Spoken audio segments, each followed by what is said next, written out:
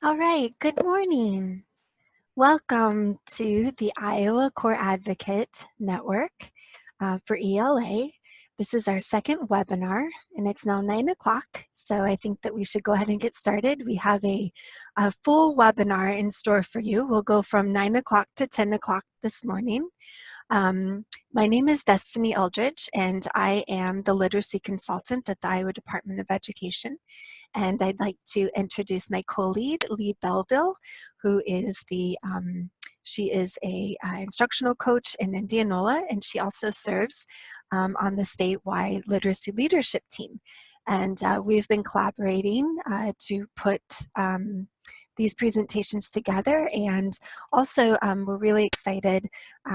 Today we have a special guest who will be joining us, Liisa Potts from Ed Reports, and we will introduce her momentarily.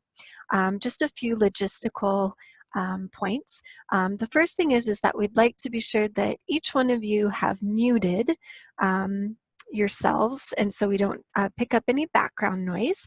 And then we will be utilizing the chat feature if you would like to type in questions or comments, and Lee and I will navigate that as we move through the webinar.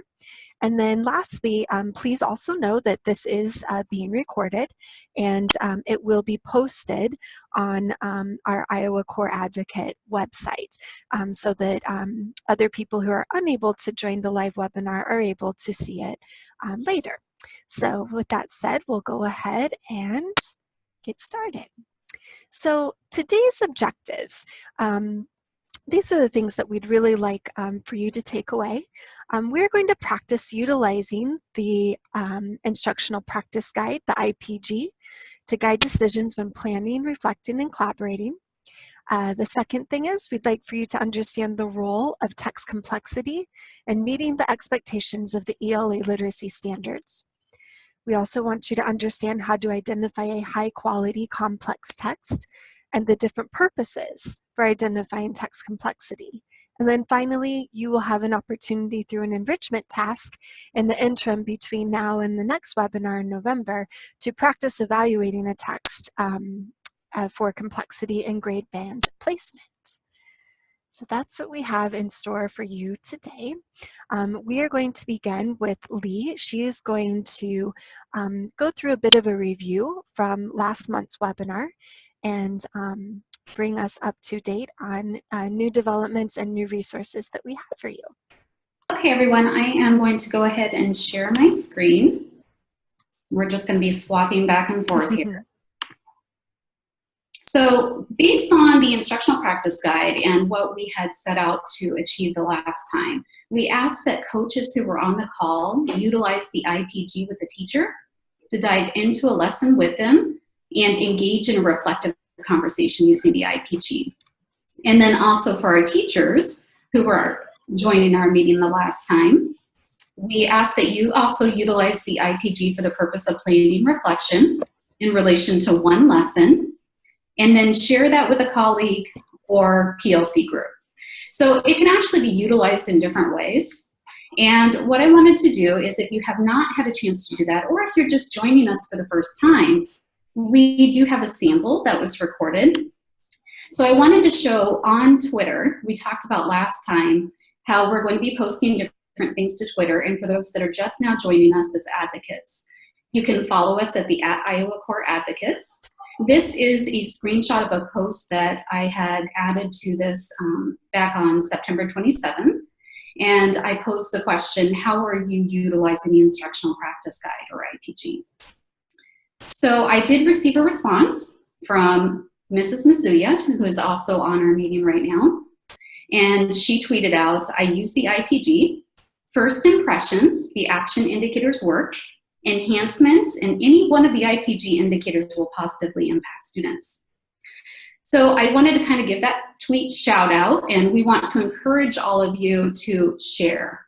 So if you have a takeaway, or if you practice using this for the first time, as the Enrichment Task had asked before, then go ahead and tweet out and share with us your responses, and we will come back to that.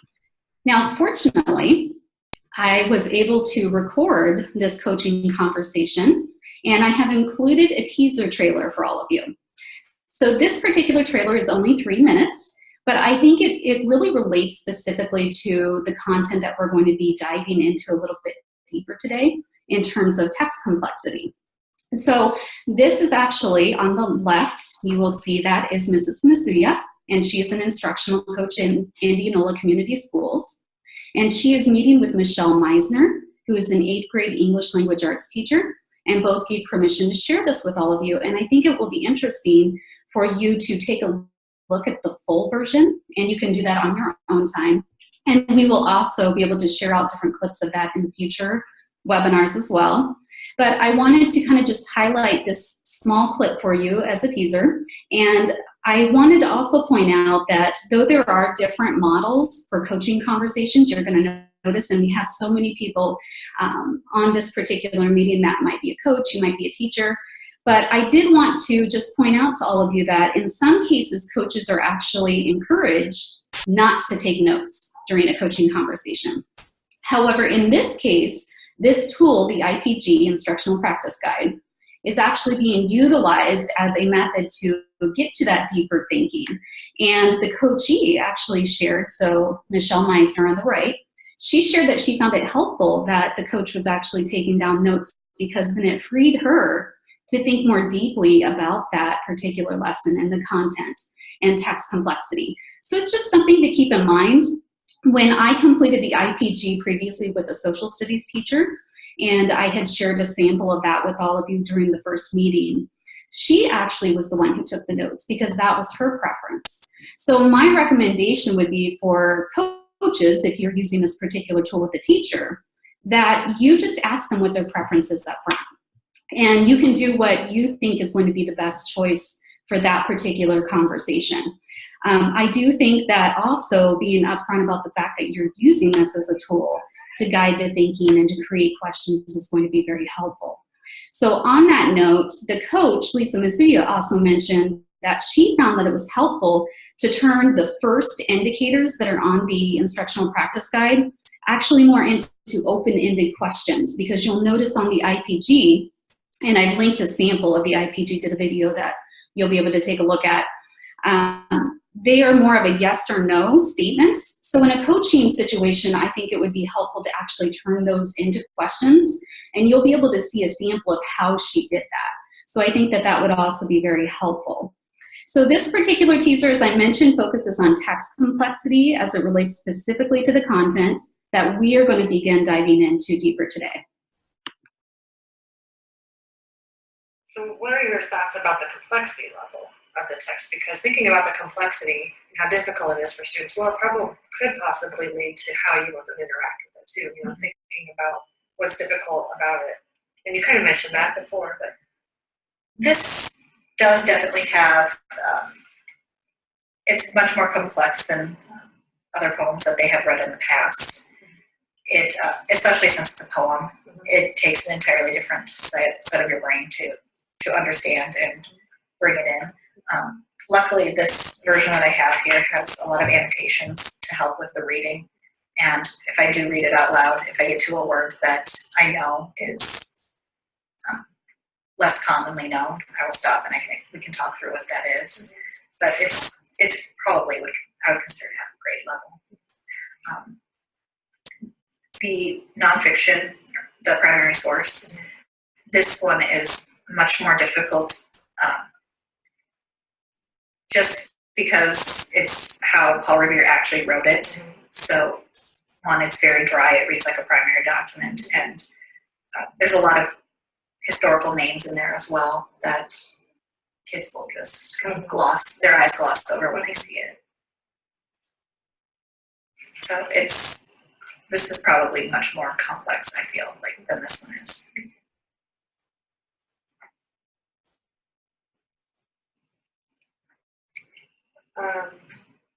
And then just thinking about the text a little bit more, what are some of the exceptionalities of these texts, like in terms of craft? Kind of mentioned rhyme scheme. Yeah. What other, I guess, nuances does this text pose? It's just a really great poem. Longfellow is a poet that they will encounter in high school and later on. It's a piece of our culture. So part of it is also making sure that they have that piece of culture with them so that they can go, I've read that before, I understand what that is.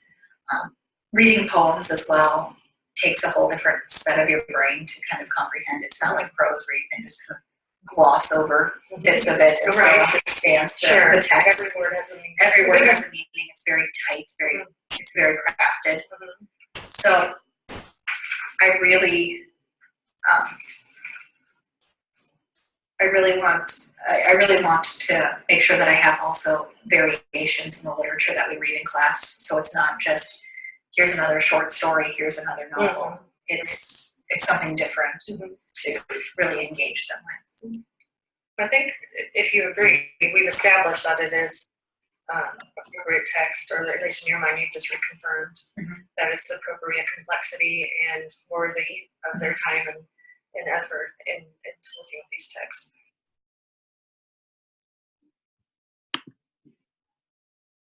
Okay, so I wanted to kind of share with all of you that that full video is going to be available on our YouTube channel. So we're going to post that after the meeting, and you'll be able to take a look at the entire coaching conversation. I think you're going to see that these different indicators in the conversation as it progresses, it leads to that deeper thinking about the text, and it also helps the coach to find out, how does this teacher in particular need support? And there are even moments where she might go into a consulting mode and ask, would you like suggestions? So it'll be interesting to be able to take a look at that and how the conversation progresses. And then also there are 2 segments at the end of the video with reflections that is specific, where I had posed some questions to Michelle Meisner about usability, and she shares out her thoughts in regards to how she could use the IPG as a teacher. And then the coach also adds her reflective thoughts at the end too, and her just in regards to usability of IPG, the value of IPG, and so forth. So in terms of going deeper, we actually did highlight the ELA Literacy Instructional Practice Guide coaching tool the last time. I'm going to click on this and show you where this link takes you again.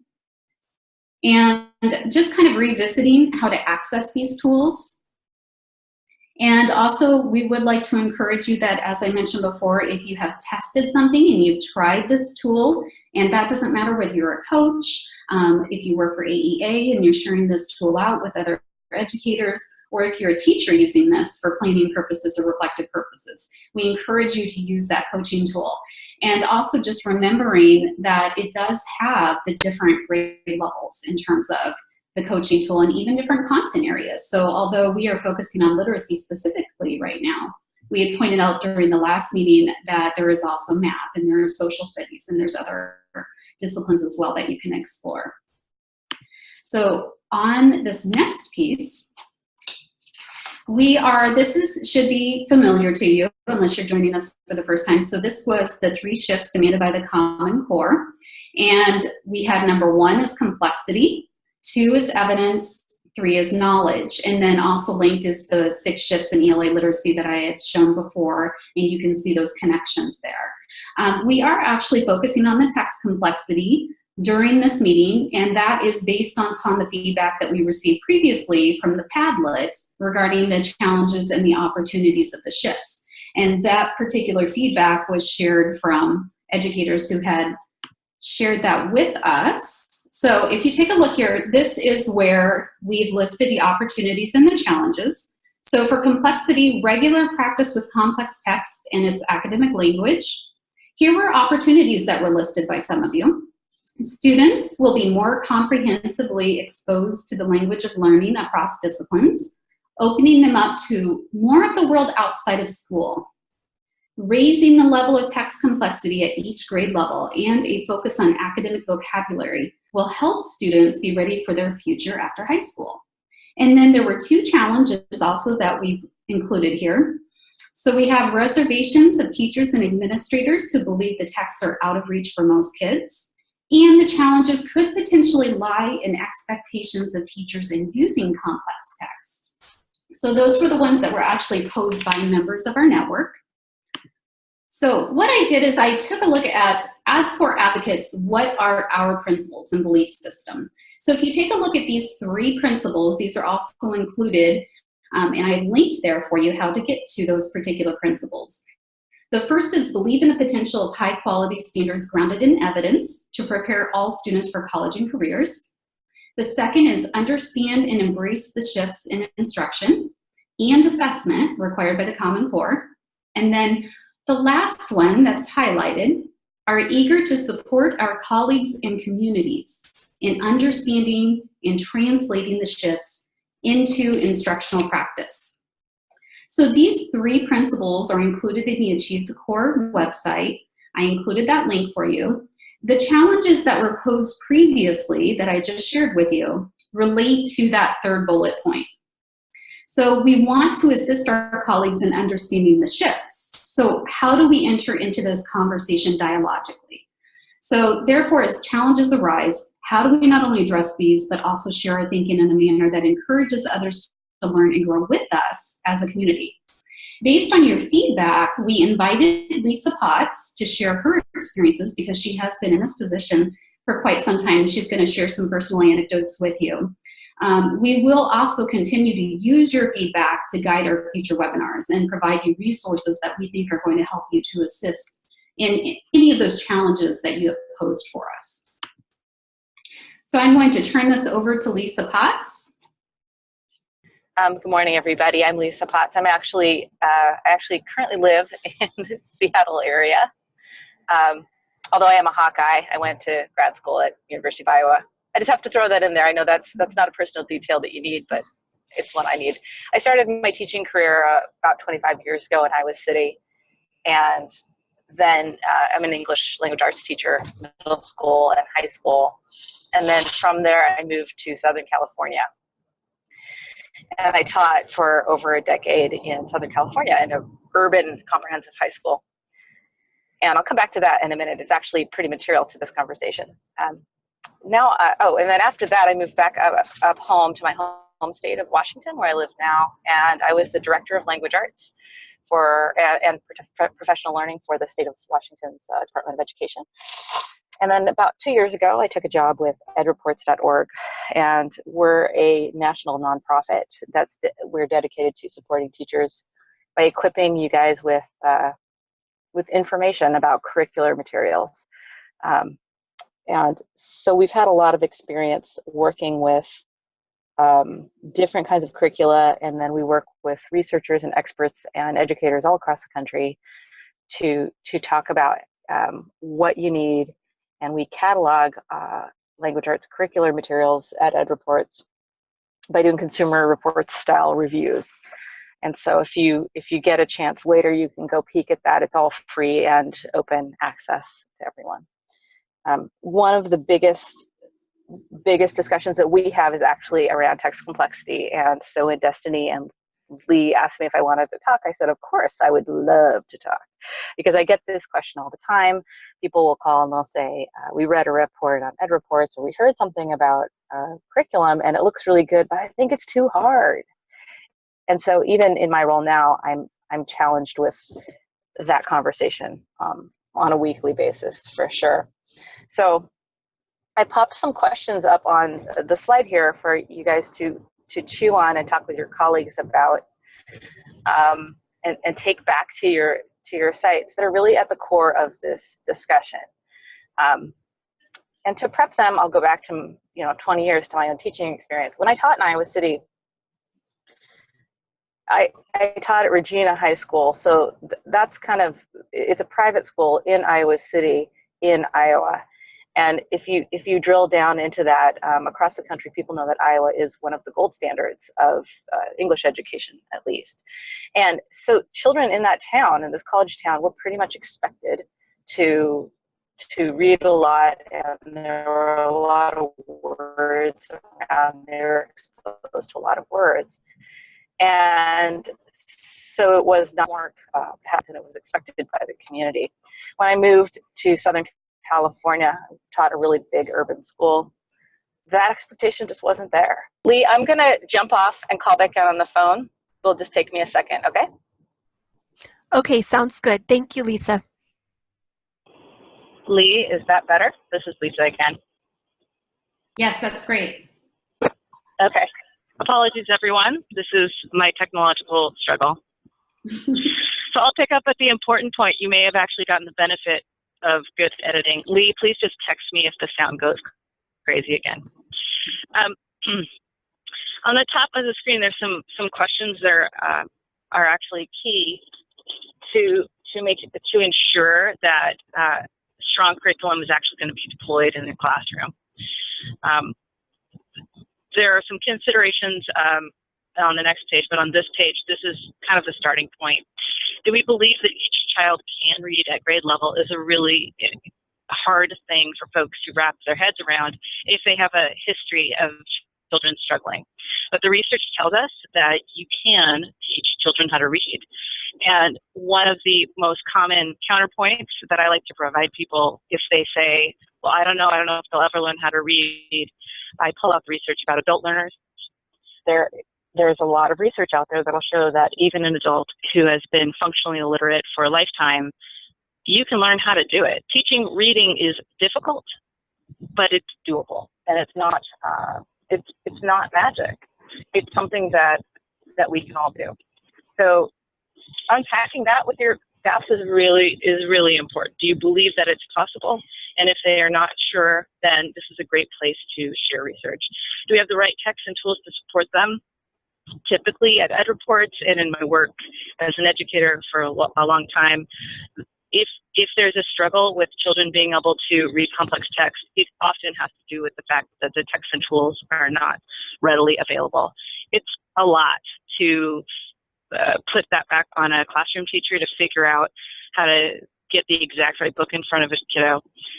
One of the promises of dealing with complex texts at the appropriate time is it provides you a place to engage kids in some really chewy, difficult work that can grow their confidence, but will also help equip them with the right tools so that they can go forward. Do you have the right curriculum map and plan that's coupled with those other materials? And then how do we know if children are increasing their reading abilities? One of the most critical components of working with text complexity or literacy in general is making sure that you have some sort of assessment system in place that you trust and that is authentic and valid. And this could be something that a school puts together. It could be something that comes in a package. It could be a lot of things. But one of my pieces of work, one of my questions that I ask any school district or teacher when they talk about their kids and they say, I think I need this for my students, I say, how will you know when they're reading, and how do you know right now what their abilities are? And so operating off of hunches is actually, for a great teacher, kind of accurate, but operating off of a tool that can help you really unpack what the right text is makes everybody's life easier, and it will help you accelerate student learning. Lee, if you go to the next slide, why does text complexity matter? Okay, so there are links and resources that I've promised to Destiny to share with all of you, again, so that you can have some talking points, some of those counter narratives in your back pocket. That first bullet is about the sociological, the theory about the Matthew effect, and there's a lot of work around academic vocabulary and this work. It basically means that the rich get richer and the poor get poorer. And children who come from print-rich homes, whose parents read to them a lot, my students who grew up in Iowa City in a college town, they typically had a lot of books read to them, and they had a lot of words spoken to them. And the kids who have that experience tend to have between 30,000 and 1 million more words in their arsenal by the time they get to first or second grade than do children who come from homes where they're not read to. So knowing that explains right there why you get different levels of reading levels in elementary school. So understanding that goes back to what you saw in the video with where they were talking about the Longfellow poem. Kids who don't have access to a lot of words need access to a lot of words. Knowing more complicated words will help them unpack other words later on. And there's a huge body of research about this. Knowing a lot about a topic helps you unpack other topics. Knowing a lot of difficult words and not being afraid of them provides kids with the toolkit to be able to dive into other contexts. That second piece, again, is about prior knowledge. One important counter-narrative for you all to take back, and Lee and Destiny know this is stepping off the path a little bit, but it might prime you for some later conversations, is that assessments don't just measure literacy no matter what we say. They also measure kids' prior knowledge. And a lot of the questions on the SAT, on state tests, on national tests, they're measuring if you can read or write, but if you understand what you're looking at, you have a leg up. And so outfitting children with the ability to navigate new topics is really, really key. And anytime you can put a rich poem in front of a student, anytime you can teach a new historical word, or put any new concept in front of kids and give them new opportunities, that will help them grow their skills more widely. And then that last piece just says productive struggle. Close reading isn't something you do every single day. And dealing with complex text isn't something you should do every single day. Not every text that you should put in front of a kiddo should be really super hard.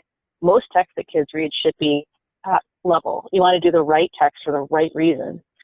One of the most common anti-standards memes that I see in Facebook, social media, or from angry letters I've received is this misunderstanding that children are supposed to be outfitted with texts that are super hard all the time. And that's just not true. We want to figure out why we're reading this. What do we want kids to get out of it? We want kids to be able to grow their decoding and comprehension abilities. We want them to be able to build knowledge, as Lee pointed out, with those different shifts. And so some days a week we want to give them texts that are really complex, and some days we want to give them texts that are less complex because they have more sophisticated themes and concepts. And some days we want to give them texts that are just kind of average complex because we're just trying to help them grow their general literacy skills. So Lee, can you go to my last little slide there? So I think what you're looking at now is an infographic. The infographic is something that was put together in Washington State by the Washington State Library Media Association, our teacher librarians. And this graphic, they outlined for us what the really big ideas were for the Common Core. They were pointing out that there are sorry, I'm dropping my son off as I do this. They're pointing out that there are all these little bits and pieces of the standards, but the really big pictures are that we want kids to be equipped for what happens post K-12. So I share this with you just because I like the idea and it's very accessible to people. When we talk about text complexity, when we talk about vocabulary, that's all just parts of a larger whole about getting kids to be curious about the world and giving them the tools to go through any door that they choose to go through. So I wanted to share that out with you so you had an opportunity. Again, in our experience at Ed Reports, we have discovered that there are a lot of variances in the ways that materials are developed around this text complexity idea. I'm going to send some new explanation evidence guides to Destiny and Lee to share out with you, so you guys can take them back if you want to use them as an extra tool. And then if you choose, you can look at our site and use the curricular reviews around how we talk about text complexity in your own coaching and training work, if that makes sense, because sometimes you just need an example. So with that, I'll turn it back to Lee and Destiny in case anybody has any questions. Otherwise, I am a really good resource for research because unlike all y'all, this is what I do for a living, is research all this stuff, and I am delighted to be able to provide any support I can to the great work that you guys do. All right, thank you so much, Lisa. We appreciate that. So I'm going to keep moving us through. Does anyone have any questions for Lisa that you would like to put into the chat? We can keep her on for a couple more minutes and If you have anything you'd like to ask or any comments. And I am going to hopefully share my screen. There we go. Well, and while you are all thinking about questions you might want to pose to Liisa, just to thank her too. She's actually, Liisa, I believe, is 2 hours earlier than we are. So she said, I can join, but she was going to be also dropping her own kids off at school too during the process. So thank you for your flexibility, Liisa. We really appreciate that. Yes. Of course. And for the record, my high school freshman loves listening to this stuff. My kid. He could probably tell you all about it. That's great. Thank you so much. Okay, so we're going to move into the next segment of our webinar. In this section, we're going to just build some foundational knowledge on what makes a text complex, to then in subsequent webinars delve deeper into how to apply this information to instructional decision making. Okay, so we're going to look at essentially complexity's central role, and that's in identifying those texts that are worth reading and are worth delving deeper into because they are complex. So if we look at this next slide, I'm going to discuss really the connection between quality and complexity. The Common Core and the Iowa Core standards depend on all students being exposed to high quality, rich text. It's only by working with these rich materials that students become proficient, confident readers who actually understand that reading and why reading is worthwhile. So really the first piece is that students, by interacting with these texts, are increasing their reading proficiency that carries over to the next reading experience. And that's not only within an ELA classroom, but cross-curricular and across all disciplines. Secondly, the other part of this key shift of complexity is the academic language. As Liisa was explaining, that when students know and have a wider range of vocabulary, then they are better able to make inferences, to understand the context of a text, which enables them to be able to go deeper into what it is that we want them to know and be able to do with the text. And then also, lastly, is aligned questions, standards aligned questions. And these are questions that are worth asking. They're worthy of students pondering and discussing required text that is rich with language and meaning.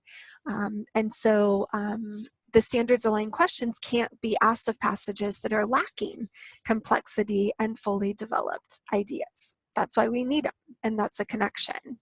On the second slide, it's really to think about that these complex texts are really necessary to teach students the intricacies of language, which is inherent in the ELA literacy standards. It's not just about understanding and taking meaning and knowledge, but it's also understanding how and why an author writes the way that they do for a specific purpose and for a specific audience. And we really use these high quality texts to be able to delve deeper into that, because complex texts capture the nuances, subtlety, and depth or breadth of ideas that we want students to be able to walk away with and experience.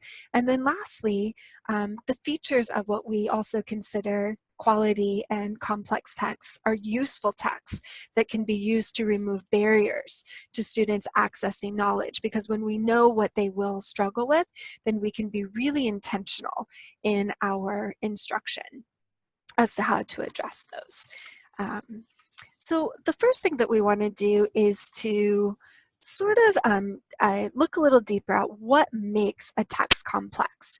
And evaluating text complexity is the best way to consider how to support students in reading a text and in planning what task is appropriate to do with this text or multiple texts that are maybe a part of a text set, and when.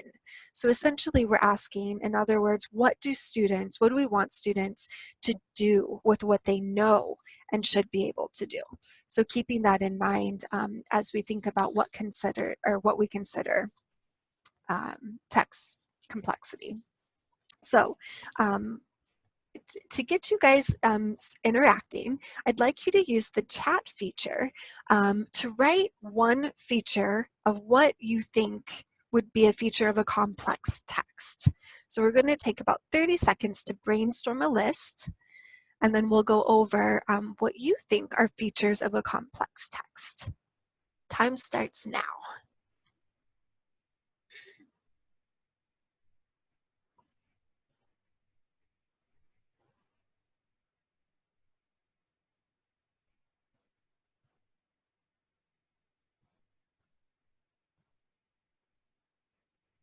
Okay, so I'm seeing rich vocabulary, figurative language, text structure, amount of text on the page, sentence structure. Good, contains more implicit meaning. Okay, so you have to read between the lines. Familiarity with the content. Okay.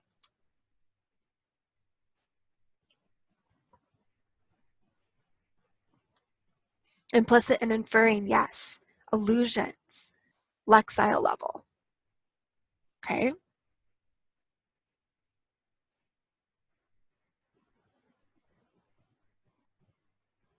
Complex sentence structures, yes. Graphics, very good. Especially, we're seeing those graphics in maybe some scientific text as well as social studies too. Okay. Yes, the time period in which it was written, excellent. Less cohesive flow of ideas. Yes, it doesn't just state the main idea. Students have to really dig deep and put the different pieces together to understand the meaning. Awesome. Okay. Fantastic. This is an excellent list.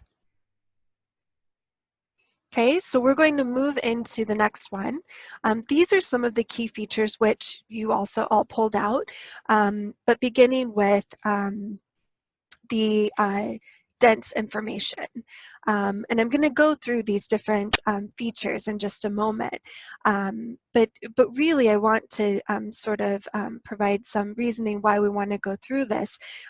We want to understand what comprises text complexity, so we understand the ingredients, and then we'll look at some tools for analyzing text complexity, and then you will also have an opportunity to practice analyzing the text for yourself.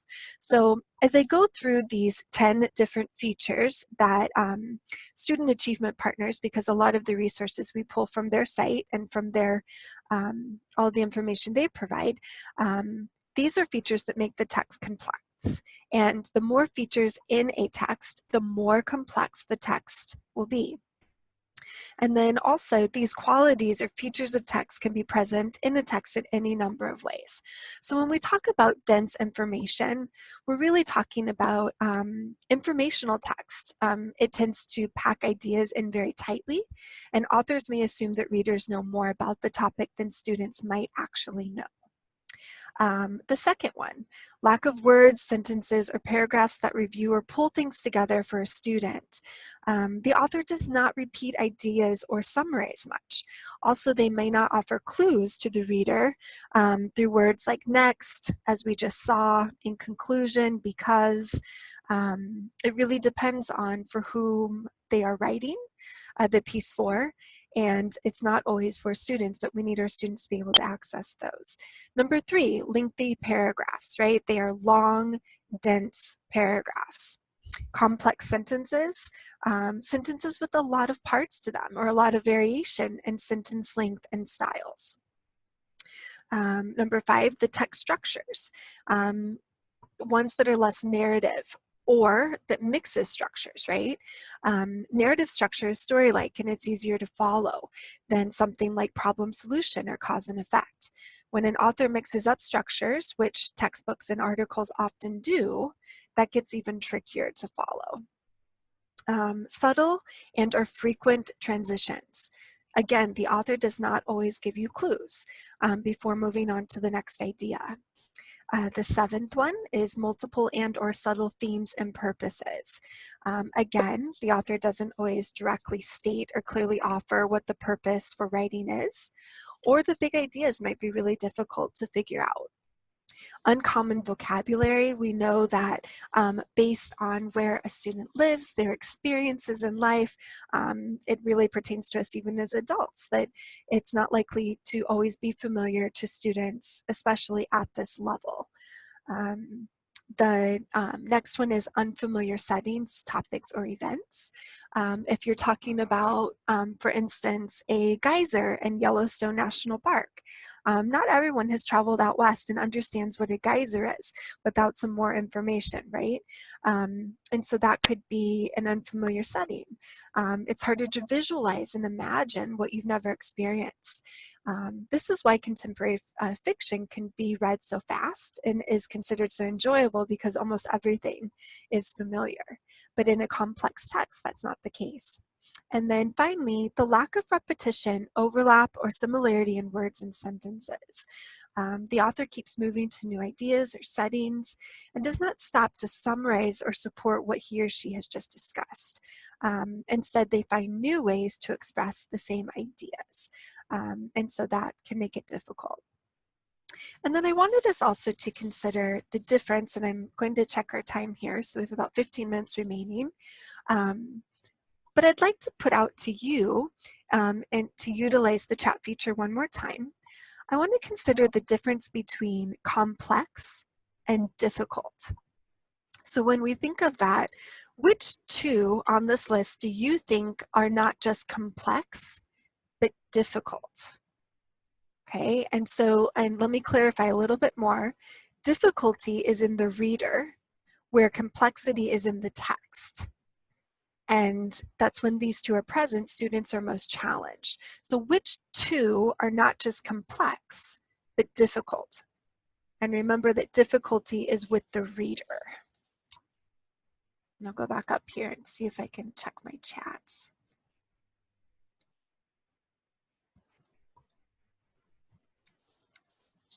Okay, so we have number 7 and 10. Okay. Anybody else?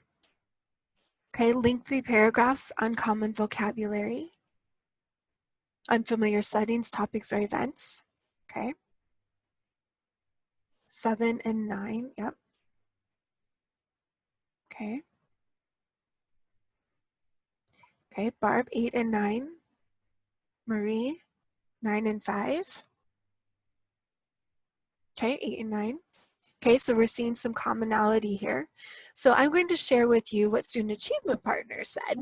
And they felt that the two that are not just complex but difficult would be uncommon vocabulary and complex sentences.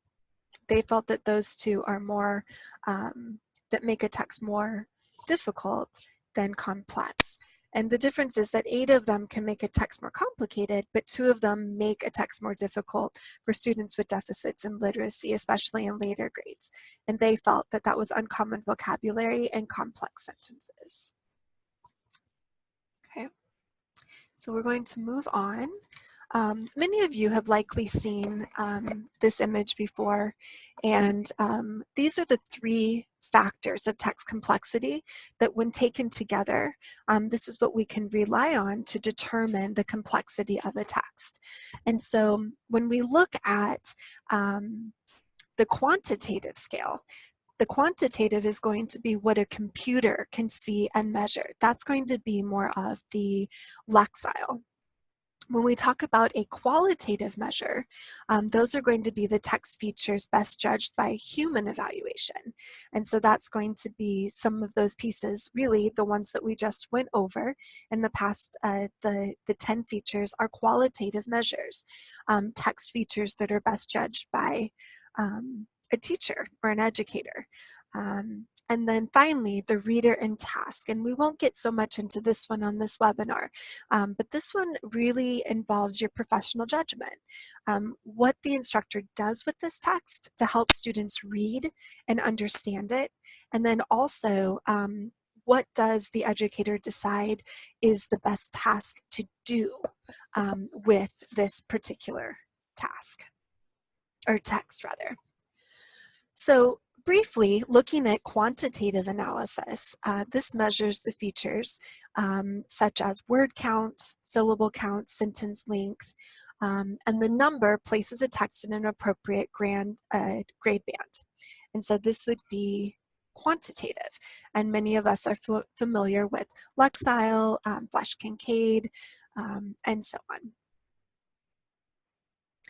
Some best practices for quantitative analysis, specific to poems and drama. These text types are not always accurately measured using these types of tools. And the reason being is that there's exceptions to where you would place them. And programs shouldn't necessarily be penalized if there's no analysis provided for these, but we would want to use multiple measures because each one is really going to be different and have the different vocabulary, the different sentence links and structures and so on. So those would be maybe something that wouldn't be best for quantitative and more for qualitative. Also, secondly, always use multiple measures for accurate placement within a grade band so that you're looking at more than one number. And then the other piece is choose your measures and stick with them. Don't try to game the system. It's good if you try to use the same. If you're going to use Lexile, then stick with that one, and then you know the complexity that you're putting in front of your students. And I am going to keep on moving just because we are limited on time, and I want to be sure that we get through everything. So as we look at what makes a text qualitatively complex, we're going to be looking at meaning, knowledge, language, and structure. And underneath each one, we've listed some of those features that would fall under each category. And these are demands that contribute to qualitative text complexity. When we think about language, I want to clarify that that includes vocabulary and syntax, which is going to include sentence length and structure. And then this is another piece that comes directly from the Common Core Appendix A. Okay. So the final thing that we want to move into so that we can be sure to leave you with something to practice with in between this webinar and the next webinar is this qualitative analysis table. What we're going to ask you to do is to use this tool or a tool like it, which I'm going to show you, where you analyze the complexity of a text that we're going to assign as an enrichment task. And to do that, you're going to consider those categories that I just mentioned for the qualitative tool. And specifically, the purpose of this tool is to evaluate the features of a text that cannot be judged through numbers, through a computer-based program, based tool or algorithm. Instead, we're going to look at the qualitative analysis. The reason for completing such a tool is that when teachers have so little time, this tool saves you time in the long run. Teachers can identify if the text is not appropriate for a grade, but if the passage is too easy or too complex, then there's no need to consider that one. Further, if you have found a passage and you've completed a complexity workup like this, then it's going to be able to point you in the direction of teachable or accessible points in the text. So this can be used for multiple purposes. And so I'm not going to go through the next few slides which delve deeper into each one of those categories. Instead, I will encourage you to access the PowerPoint following the webinar or within the next month, and you can go through, but this will provide a little bit more information about each one of the categories that we're going to ask you to analyze, and you'll be able to revisit those on your own time. So let's go into one last thing. Okay, so then one thing I wanted us to consider as a side note, when we look at qualitative analysis, word count and passage difficulty and complexity have very little to do with one another. A very short passage, which many of us know can sometimes be very dense and complex, or rather a long passage can sometimes be rather simplistic. So the bottom line is to let tools rather than word count be your guides. Okay, so looking at our enrichment task. So what we are going to ask you to do in between now and the next webinar is to go into this task, and we're going to have you work through an activity that you could do within a PLC setting. You could do maybe during a coaching session or on your own as an individual teacher. But here's an excerpt from The Great Fire, an informational text written by Jim Murphy. And please know that we're going to be working more closely with this text in subsequent webinars as well, as we examine maybe some activities that we would do with this particular text. But for the purpose of this enrichment task is that we want you to be able to identify the complexity of the text and decide a grade level. What would be an appropriate grade level? So you're going to do a quantitative analysis, and this document walks you through everything that we're asking you to do, with directions as well. The second piece that we'll ask you to do is to review a text for grade level complexity revolving around qualitative analysis. And so you'll be able to use down below, we have included a qualitative rubric specific to informational text. And so you can use this rubric to help guide your analysis of the text. And then finally, what we invite you to do is to consider the reader task, and which means reader and task, which includes your professional judgment. We'd like for you to explain what are some of the challenges that you would expect students that they might encounter in accessing this text independently. And then secondly, what kind of scaffolding and supports would students need to access this particular task as well. So as we go back to this, these are the pieces that we would like to invite you to do for our enrichment task. And then as a follow-up, please participate in the reflection discussion within this Padlet. We'd like you to answer 2 questions. How did this process with the sample text increase your understanding of the importance of text complexity? And secondly, how can you use this complexity analysis for instructional purposes in the future?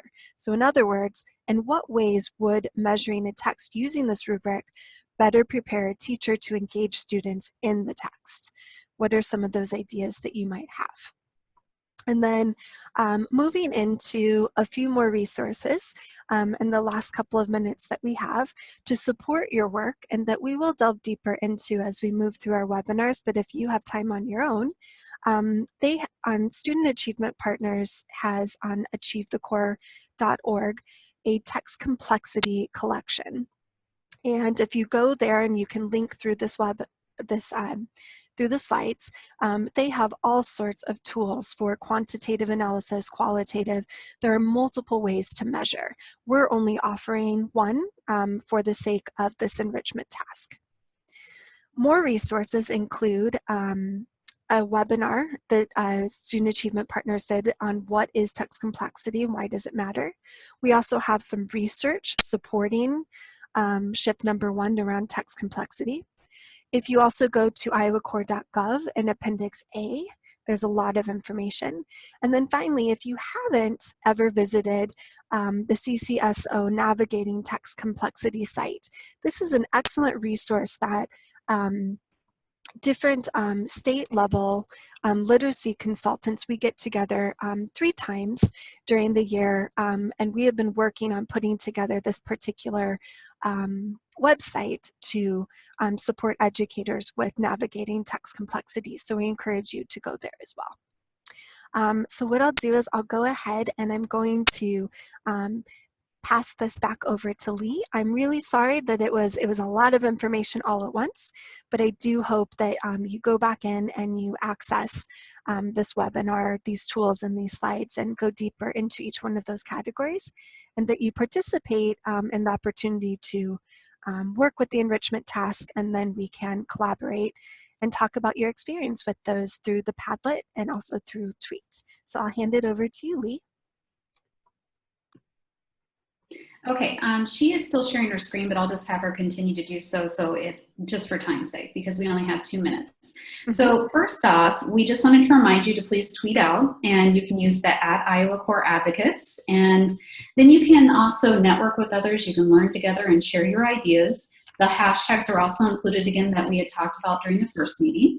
And then after completing the enrichment task and perhaps utilizing the tool within the text complexity collection, tweet about the importance of text complexity. Share how your deepened understanding of the text complexity and or use of a particular tool became helpful when coaching or for self-reflection. So she can move on to the next slide, but I wanted to share out is that if you have a coaching conversation with someone, I recommend that you do record it if you can get their permission to do so. Does not mean that you have to share it out with everyone here on the network. If you choose to do so and they would like to do so, that's fine, because it would be an excellent teaching tool for others, but more for self-reflection and also for the teacher as well. I know our teacher in particular is going to share that in her portfolio that she ends up submitting to her administrator. So there's multiple purposes there, but certainly feel free to reply and respond out. So for the next slide, if we are looking at the feedback form, to make a suggestion, ask a question, or to request more information about a topic, including questions you might have for Liisa Potts, fill out this form. So you're going to receive access to these slides. You can click the link and go ahead and input any feedback that you would have. And again, we will incorporate your feedback into subsequent webinars. So if you have those questions that we feel might be beneficial for the group or challenges and so forth, then we will include those. And then our next webinar, and you can make a note of this date, and a reminder will be sent out via email, will be Tuesday, November 7th from 9 to 10 a.m. Okay. Yep. And then the following slides, these are just more resources for all of you that we had on our initial webinar that you can go through as well. And I wanted to be sure to address, so in chat, we have those of you would like a direct link to the Zoom webinar. Yes, we can do that. And so I will definitely include that in the follow-up email that I will do, and also the slide deck. But mainly what we do is we encourage you, because we put all of these resources onto the Iowa Core Advocate website. All of those resources are located right there. And so what I'll probably do is send you, I will send you links to these particular, that particular website, because it's all housed and very easy to access. Okay, and so if we look at these final, again, the website, you'll be able to link to the website here, but I will follow up and provide that to you. And then just more resources for you that you can delve deeper into, and so on. And then this is information about student achievement partners, which we went over during the last webinar. So I think, Lee, if you agree, we should probably wrap this up. We're about 2 minutes over. We really appreciate your time today. Thank you for tuning in, and we look forward to the conversations in between on Twitter and on the Padlet, and we will follow up with a follow-up email, and then you will also receive a reminder email 1 week out from the November 1. Thank you so much for being with us today. Thank you, everyone.